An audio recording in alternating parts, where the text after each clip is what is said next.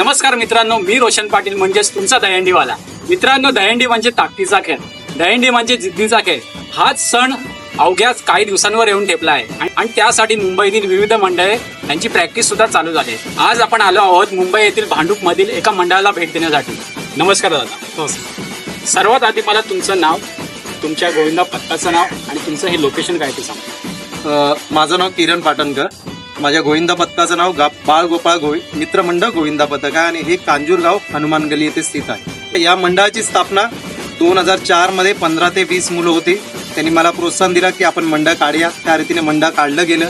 त्यानंतर फायनान्स असायचा. मग तेच 15-20 जण जे नवीन 18 वर्षाचे होतो आम्ही, नेमके कॉलेज सोडून कामाला लागलेलो. मग आपल्या स्वखर्चाने मंडळाचा जो पण खर्च होता, 500 रुपये, कोण 50 रुपये, कोण 1000 रुपये असं काढून मंडळ स्थापन केलं.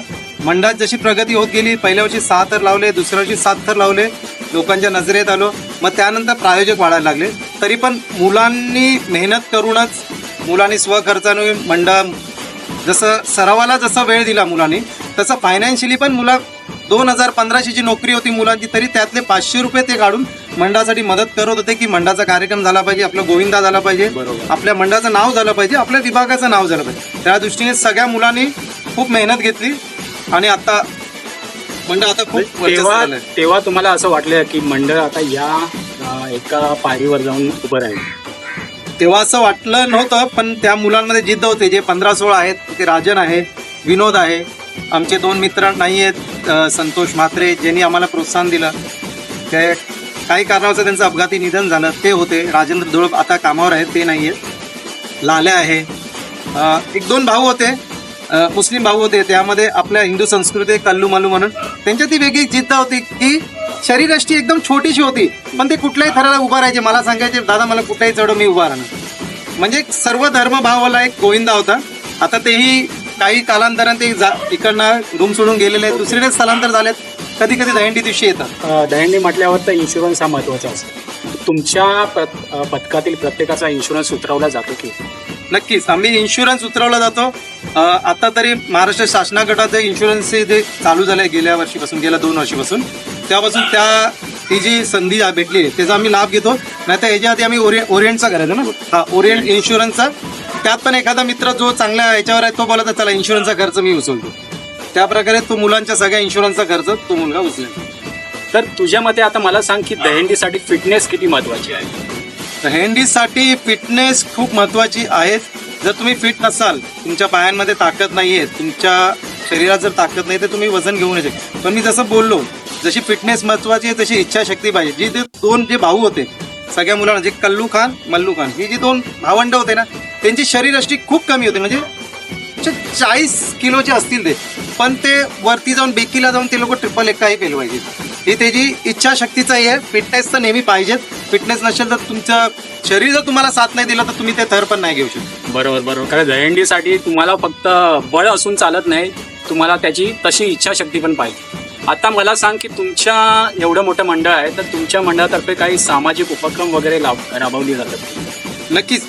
दहीहंडी झालं ना तर आमच्या मंडळातर्फे आम्ही दरवर्षी इथे वात्सल्य ट्रस्ट म्हणून लहान मुलांचं अनाथ आश्रम आहे, तिथे मंडळातर्फे प्रत्येक वर्षाला त्यांना ती मदत केली जाते. आणि कुठेही रक्तदान जरी शिबिर असेल तर त्या शिबिरामध्ये आमच्या मंडळाचे जवळ 40 ते 50 मुलं दर 3 महिन्यांनी रक्तदान करतात. कारण रक्त कुठे विकत घेता येत नाही, ते आपल्याला द्यावं लागतं. काही विचार केला जात नाही की एक सामाजिक कार्य कधीही 3 महिन्यानंतर कुठेही आवाज आला, अख्ख्या आमचा जो विभाग आहे कांजूरचा, कुठे रक्ताची गरज आम्हाला फोन करतात की अरे कार्ड आहे का, तुमच्याकडे मुलं आहे का, तर मुलं तत्परतेने कुठल्या याच्यासाठी धावून जातात. दरवर्षी गोविंदाच्या वेळी काही अपघात होतात. म्हणजे काही मंडळी असतात जी फक्त दहीहंडीच्या वेळी एक म्हणजे पैसे कमवता यावे यासाठी निघतात बाहेर आणि कुठेतरी अपघात होतात आणि त्यामुळे दहीहंडीला गालबोट लागतं. तर अशा गोविंदांना तू काय सांगशील? नक्कीच, गोविंदा हा सण असा आहे की तुम्हाला सराव हा झालाच पाहिजे. जेवढा सराव होतो तुमच्या मैदानात, जेवढा सराव होतो, दुसरा काय करतो हे बघून आपले थर नसत लागवतात की दुसऱ्याच्या पुढे माझी शर्यत आहे, मला त्याच्या पुढे नाही जायचं. माझ्यात जेवढी कुवत आहे, मी जेवढं करू शकतो तेवढ्या सरावात, जे प्रॅक्टिकली सराव हा महत्त्वाचा असतो. जेवढा सराव होणार ना तेवढे थर. आता आम्ही एवढ्या वर्ष सराव करतोय, दहीहंडी करतोय, परमेश्वराचा आशीर्वाद आहे, हनुमंताचा आशीर्वाद आहे, मंदिर आमच्याकडे जागृत, आमच्याकडे 0 अपघात आहे. म्हणजे असं नाही की दहीहंडी झाले कोणतरी हॉस्पिटलमध्ये ऍडमिट आहे. म्हणजे परमेश्वराचा आशीर्वाद आहे आणि आम्ही त्या रिस्कवर कधी केलंच नाही. थर वाढवले, पण आमच्या कुवतीनुसार वाढवले. जशी आमची प्रॅक्टिस झाली, 6 झाले, 6ची 7 झाली, 7च्या 8 झाली, 8च्या नंतर अजून पुढे अपेक्षा आहेत, पण ते पुढे गेल्याशिवाय सांगू नाही शकत. खरं नक्कीच, कारण दहीहंडी हा सण साजरा करण्यासाठी प्रत्येक घरातून एक मुलगा असतो. तर कोणाची आई घरी वाट बघत असते, कोणाची बहीण असते, कोणाची बायको वाट बघत असते. या पथकात मी आजूबाजूला बघतोय सगळी तरुण मंडळी पण आहेत. तर दादा, यावर्षी तुमचा किती थरांचा संकल्प असणार? नक्कीच गेली 4 वर्ष आम्ही 8 थर लावतोय. शेवटी माणूस आहे हा कधी समाधानी नसतो, त्याला एक स्टेप पुढे जायचंच असतं. जसं आपण कामावर काम करतो तर प्रत्येक वर्षाला आपल्याला वाटतं की आपलं इन्क्रीमेंट झालं पाहिजे. बरोबर. तसं इच्छा तर सगळ्यांच्या मनात आहे, पण सगळं डिपेंड प्रॅक्टिसवर आहे, किती प्रॅक्टिस होते. शेवटच्या दिवसापर्यंत जे दहीहंडीला थर लावतात आहे ते आपल्या जी मातृभूमी असते, जिथे आपण प्रॅक्टिस करतोय, जिथे आपली कर्मभूमी आहे, त्या कर्मभूमीवर आपलं तेवढे थर लागू शकतात का? तर त्या कर्मभूमीवर जर आपण ते थर लावले तर नक्कीच ते दहीहंडी दिवशी लावतं, कारण दहीहंडीच्या दिवशी ती ताकद वेगळी असते. बरोबर. तर मंडळी, हा होता भांडूपमध्ये बाळगोपाळ मित्र मंडळ यांचा हा गोविंदा. तर असाच पुढच्या भागामध्ये भेटूया एका नवीन मंडळाकडे. तोपर्यंत बोल बजरंग, गणपती बाप्पा. तसंच माझं म्हणजे मुंबईमधील प्रत्येक युवकांसाठी एक म्हणजे त्यांना विनंतीच आहे, हे जरूर टेलिकास्ट करा तुम्ही, कारण आता भरपूर युवक मंडळी ही अंमली पदार्थाच्या सेवनामध्ये गेलेली आहेत. म्हणजे निवळ 15, 16, 17, 18 वर्षाचं नुसत्या तुम्ही मोठमोठे स्पर्धा करतात, काही करतात, पण अंमली पदार्थाचं सेवन हे कुठेतरी थांबलं पाहिजे, कारण आपण आपल्या देशाचे भवितव्य आहे. त्यासाठी कुठे आवाज उठवला गेला पाहिजे. आमच्या कांजूर विभागातही होतं, भरपूर ठिकाणी आम्ही आवाज उठवलेला आहे. पण पूर्ण मुंबईमध्ये एक युवकांना विनंती आहे की असं करा की आपल्या आईवडिलांना कोणाचे पाय धरावे नाही लागले पाहिजे. ज्या आईवडिलांनी आपल्याचा जन्म दिला आहे, ज्यांच्यासाठी मेहनत केली आहे, आपल्या चुकीच्या कर्मामुळे त्यांना कुठे मान झुकवावी लागेल किंवा कोणाचे पाय पकडावे लागेल असं कृत्य करू नका. दहीहंडी सण आनंदाने साजरा करा, सराव करा. 0 अपघातवाला गोविंदा यावर्षी होणार आणि नक्कीच यावेळी जय जवान गोविंदा पथक 10 थर लावतील हा विश्वास आहे. तर मित्रांनो, आपण आता मुंबई दौरा सध्या आपला चालू आहे. तर आज आपण आलो आहोत भांडूप येथील बाळगोपाळ मित्रमंडळ या मंडळाला भेट देण्यासाठी. तर आपण त्यासाठी एक या दौऱ्यामध्ये एक सन्मान करतोय गोविंदाचा. तर आज आपण त्यांचा सन्मान करून त्यांना सन्मानित करतो.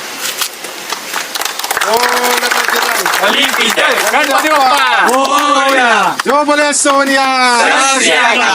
तसेच आपल्याला भेट द्यायला वेळात वेळ काढून ज्यांचे तुम्ही नेहमीच इंटरव्ह्यू पाहता असे रोशनजी पाटील आपल्या इथे आलेले आहेत.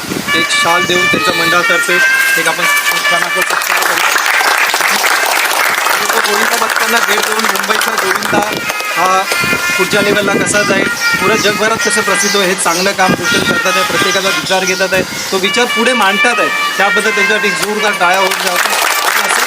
असं तुम्हाला एक बळ देऊ आणि तुम्ही तुमच्या भविष्यात यशस्वी व्हाल यासाठी आम्ही सदिच्छा